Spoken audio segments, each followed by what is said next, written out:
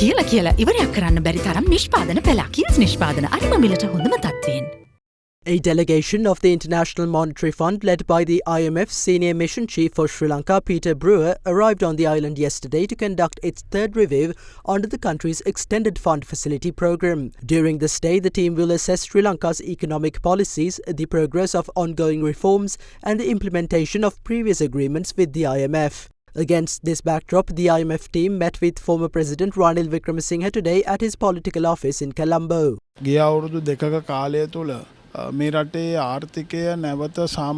They commended the various measures implemented during the past 2 years to stabilize the country's economy. It is the responsibility of the incumbent president and the government to continue the existing IMF agreement that the country entered into 2 years ago to ensure the development of Sri Lanka. We believe that the incumbent government will continue this agreement with the IMF. The third review of the IMF can be successfully completed if the government does not plan to reverse certain policies beneficial for the country. We are positive that there are no challenges in completing this review without any issues, as we completed the deals that we entered into during the first 6 months of 2024.